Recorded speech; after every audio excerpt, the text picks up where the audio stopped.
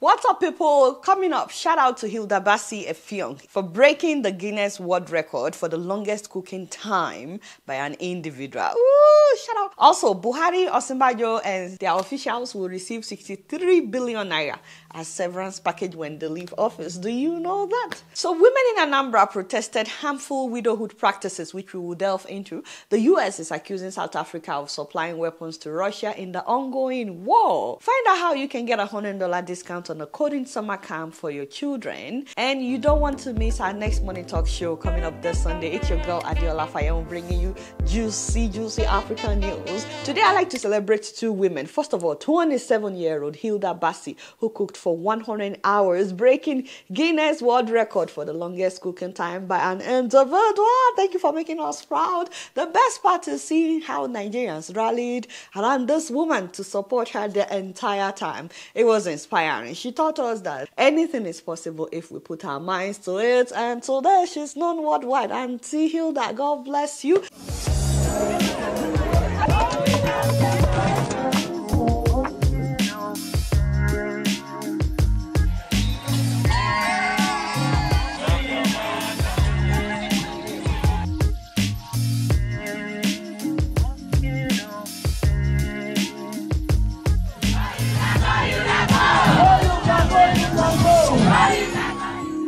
And by following her dreams, she caught the attention of all the three top candidates in the last election. The president-elect tweeted about her. He was like, either doesn't break. Peter Obi tweeted about her. Atiku tweeted about her. People were talking about her the entire time. Thank you so much, Auntie Hilda, because you inspired us all. I'll tell you about the second inspiring woman later on in the show. But first of all, do you know that Nigerian president, vice president, ministers, commissioners, and lawmakers have arranged to pay themselves more than 63 billion naira as severance package as they leave office? Do you know that? That's about $140 million. Guys, another elaborate pension for a government that is considered the worst that we've ever had. No offense to APC, but you guys, you have done terribly. When it comes to security and enhancing the quality of lives of citizens, you failed. As it is now, it's like we are rewarding incompetence, as a country. Now, the same government, by the way, has been collecting hardship allowance for the past 8 years. The past 8 years that they've been showing us paper, they are the ones collecting hardship allowance, 651 million to be specific, for BuhariOsinbajo, governors and their deputies, because of course they've been suffering for the last 8 years. So how much is our national debt now? Like $172 billion as of January. That's 77 trillion naira. But somehow we will still cough out 63.4 billion naira. And some of this money will be paid by states. Many of these states are owing money, by the way, up to 3 trillion naira. Moving on, before we talk about how widows have been treated in some parts of Nigeria, you know that South Africa has always claimed to be neutral in the ongoing war between Ukraine and Russia. But now the US has accused South Africa of supplying weapons to Russia at a naval base in Simonstown in December last year. That's in South Africa. Apparently, when this Russian ship got to South Africa, they switched off the tracking device to prevent tracking the ship to South Africa. Well, news of arms bound from Britain coincides with revelations about Russian supplies in an extraordinary accusation from the US ambassador to South Africa today. The country is said to be providing weapons and ammunition to Moscow.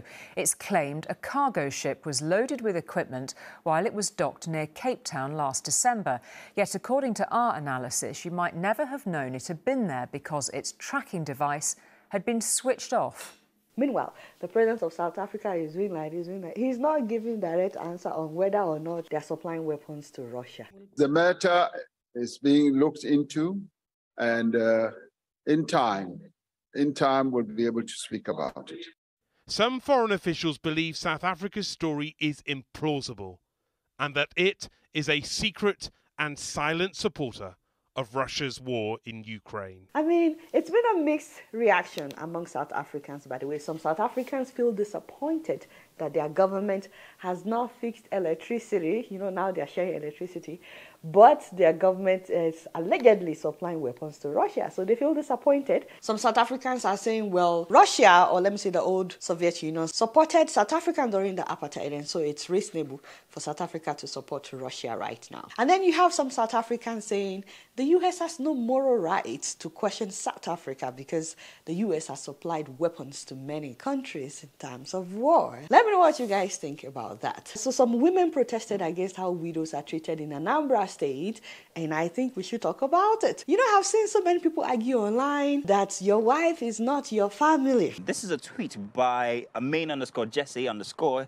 Now he says, when I say your wife is not your family, they think I'm being funny. But the fact remains that your wife is not your family. The only female that can ride for you is your mom, your sister, and daughter. And these are the only females that should matter. Your wife not be your family. Your wife who you marry not be your family. Your only family now your children, your mama and papa, and your siblings. Okay, I honestly don't think that this, my brother, is actually stupid. No offense to him in case he's watching. I'm not abusing him, but I honestly think he just wants to trend, because going by his logic, then his own mother is not his father's family. But I was really happy to see that women in Atani community in Ogbaru local government area of Anambra State protested when another woman was forced to drink the water that they used to wash the corpse of her late husband, just to prove that she didn't kill him. They said this is tradition. In some parts of Nigeria, they will shave the woman's head. Sometimes they will make the woman sleep with the dead body. Sometimes they will force her to sleep with a priest to separate her from the spirit of the dead husband. Sometimes they will say that she has to observe 28 days of seclusion without stepping outside of her compound before observing another 2 to 6 months of mourning period in which she must wear all black. And then the family of the guy may lay claims on the properties that she and her husband acquired. And you know, since many people don't have will, they get away with it. Meanwhile, a man who loses his wife is not treated like this. In fact, in many cases, he's pitied and he's expected to remarry quickly. So I was really happy to see these women protest. And you know, I've seen a lot of people blaming the men who are behind all these traditions that obviously serves only the male gender. And so yes, of course, I also blame the men. But I also blame women, because a lot of times, abuse of women doesn't start when their husband dies. And so many women are part of those who enforce the abuse, all these practices against their fellow women. I'm sorry to say, but women are the ones who shave the heads of their fellow women when the husband dies. Most times they don't even speak up for these widows when they are being maltreated. So like I said, I believe it starts with how some mother-in-laws, sister-in-laws, brother-in-laws treat their daughter-in-laws, even while the husband is alive. And how some men also treat their wives when they are alive. Now, please don't get me wrong. I said some. I did not say all. I am not generalizing. There are so many great in-laws out there. God bless you. God bless you. Every one of you that treat your daughter-in-law right and your son-in-laws right. So I'm not generalizing. But you know, I like to start by talking about how parents raise their sons, because parents are the ones that teach their sons or show their sons how to treat women, whether the girl is a neighbor, whether she's his wife, whether she's his sister-in-law. You are the ones that will teach your sons how to treat women. And if you don't teach them how to respect women from a young age, when they get older, you don't expect them to change. Some African fathers are not always intentional about this, which is why it's very important for the mothers to pay attention. I didn't say all of them, there are some great African fathers out there. You are the ones that will teach your sons to respect women, to treat women as human beings and not treat them as if they are objects. You are the one that will ensure that even from secondary school, your son knows how to treat a woman when she's on her period. Your son knows how to treat a woman if she's pregnant. Your son treats a woman with respect, with kindness. Because if you raise your son to believe a woman is meant to serve him instead of them to serve each other, when he grows up, he would see women as less human, as less than him. For example, women, if you visit your married son, and all he does after work is watch TV while the wife comes back from work and she's doing everything in the house, including taking care of the children, cooking and cleaning. And you as a woman, you don't see anything wrong in that, even though you wouldn't have wanted anybody to treat you like that. It means you do not see that wife as your own child. Someone who is the apple of the eye of her own parents, someone whose parents spent money on her, they trained her, sent her to school, would now leave her family, even take up the name of your family, look after your child, maybe even bear children for your son, but you still don't see her as your own child. Something is fundamentally wrong. So you have expectations from her that you won't want someone to put on you or your own daughter. If some Nigerian mother-in-laws see their son cooking or cleaning his own house or cooking food that he will eat, they will act as if, oh, the wife is now controlling him. They will say, oh, Tifori Egbaparo. You see, this is where the abuse starts. In fact, it starts from the wedding day. Some people have this culture of taking the wife into the husband's family house. That's absolutely wrong. You cannot expect a woman to be herself when you take her into your family house. In fact, they act as if now they just got a new house help. They are bringing her. You know these people, they just got married. They need their privacy. They will be having sex. You bring them into your house. Why must you be part of whatever they are starting to build? They are just building their lives, for God's sake. No privacy at all. They can't have sex in the living room, in the kitchen, everywhere. You know, as newly married couple should be able to... God, they just have to stay in one room. They bring her to their house. They say they want to know how she will take care of their son. Shoo, can your son not take care of himself if he's not married? I'm sorry that I'm laughing, but it's absolutely wrong. Under no circumstance should you bring a newly married couple into the home of his parents. No, my brother, when you want to get married, if you cannot afford your own apartment, wait just a few more months until you can have down payment for your apartment. After your wedding, go to hotel for honeymoon and then go to your apartment. You have no business bringing somebody else's child into your father's house. How would you have liked to be forced to go and live with your in-laws when you get married? Would you like that? It's not right now. They say they want to see how she will take care of their son. Let me tell you, any newly married wife can pretend when she's married. It doesn't mean that is what she wants to do. Don't force people to pretend because you bring them into their house. Some of these mother-in-laws were not treated well, by the way, by their own mother-in-law. And they hated it. They hated it that time. But they're doing the same thing to somebody else's daughter. My mothers, in case you're watching and you have a daughter-in-law, mommy, please move closer. You know I'm your girl. I'm the only one that will tell you the truth. If you were not treated well by your mother-in-law and you hated it, that is the more reason for you to decide it ends with you. You cannot just be nice to your grandchildren but treat their mother as if she's not the reason that you have those grandchildren in the first place. And many of you, these women, you go to church, you go to mosque, you may be very religious, but you are not godly in how you treat somebody else's child. Bible says treat others exactly how you want to be treated. My mothers, that is all you need to do. That just treat your daughter-in-law the way you would have wanted to be treated. I'm begging you, Neil. And my dear sisters that are watching, if you have been maltreated by your mother-in-law or father-in-law or brother-in-law, whatever, please and please make sure to make up your mind the kind of mother-in-law that you will be. That when it's your own time, you will not maltreat your own daughter-in-law. The cycle must end with you. The same thing for some brother-in-laws and father-in-laws watching. Some people will say, we have paid the bride price. Oh yeah, bring down her stuff. We have paid. This is why I don't support bride price, but we are not going there. Because they will start quoting Bible for me now. If it doesn't bring this sense of ownership, it's a different thing. But now some people have now made it about, I've paid. Can you really pay for somebody else's child? You can never pay for all that she was, all that she is, and all that she will be. Stop it, Ojare. So stop telling wives to call their husbands' younger siblings, brother, auntie, people that are younger than her. It is an abuse. Ben, you that is watching me especially, you will make her cook and clean your family house as if she's a house girl. Always diminishing a woman in front of your family. Imagine for a second if men are treated the way women are treated in many marriages in Nigeria. Woo! Hey! That is why protest is good. But the change has to start with how women are treated when they get married into your family and how you raise your sons. You know, I saw the story of this woman whose husband died when she was 31. She had to sleep in uncompleted buildings with her 2 children. She was sleeping outside before she later moved into this shed where she lived for another 6 years as of the time this video came out 3 years ago. So auntie, this is where me and my children was living for good 2 years. I will carry this plank and put on top of this thing like this. Then my son will be sleeping there while I will use this one. I put for floor, me and my daughter will sleep. This is the house where she lives with her children years after she lost her husband. Perhaps the only affordable shelter she could get. You know, even if all the men in her late husband's family have no heart, what about the women? So I'll close this topic with a shout out to a widow that is using her own pain to help other widows get through the various challenges of widowhood in Nigeria.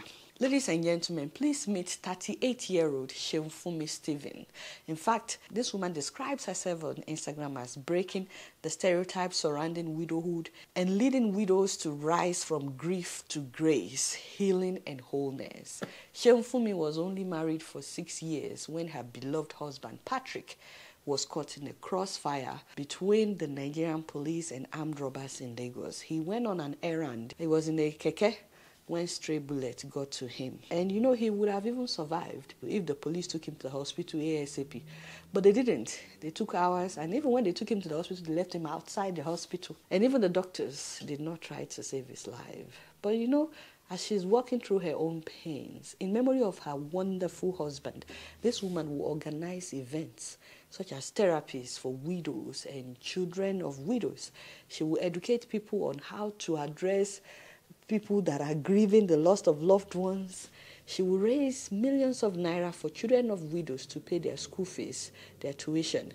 In fact, this last Valentine's Day, she took 25 young widows out for food, fun, and movies because, you know, they miss their husbands more on Valentine's Day.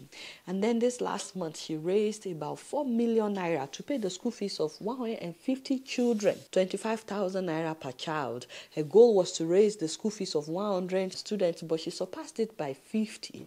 And she paid the schools directly herself, documenting everything on her Instagram page. And last year, she organized a Christmas photo shoot for some widows. This was really, really wonderful to see because she knows that they would miss their husband, the kids will miss their fathers during Christmas time.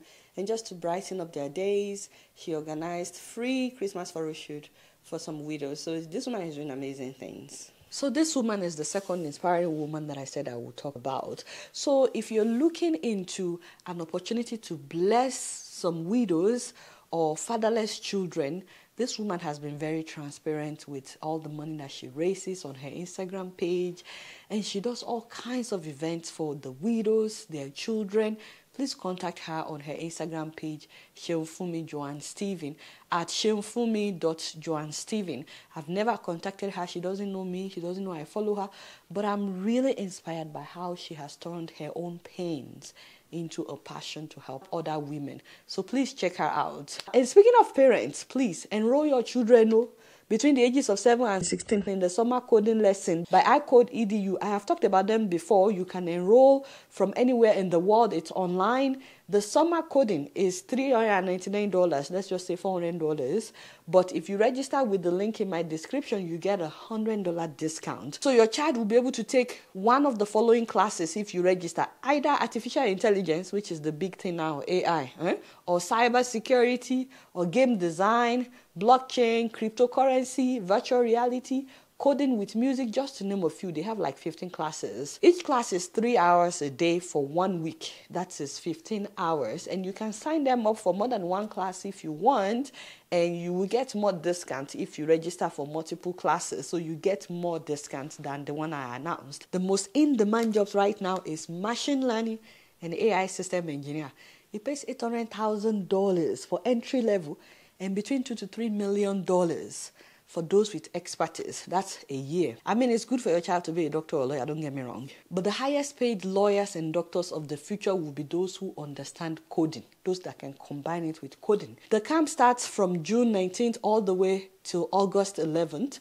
But the discounted registration fee ends on the 20th of this month. So please take advantage of that. They'll be home anyways. Instead of them playing computer games, watching movies, sign them up because they will not regret it. And at the end of each camp that they take, they will present their final project. So you will see what your child has learned. They will work on projects. And also they will get a certificate of completion. And parents, in case you don't know which course you should sign your child up for, take advantage of their free class for parents. They have a master class for parents. It's very short and it's free. You can take it today. And it's not long. I think it's about 15 minutes. If you take that class, you would learn why coding will help your child to excel in life later on in the future. In fact, in their teenage years as well, they can start working. You will learn which class or classes will be a good fit for your child. You will learn if your child is inclined to coding and how your child can secure a future job and entrepreneurship opportunities. Every parent that takes this free class, by the way, will get a free ebook titled Raising Future Founders.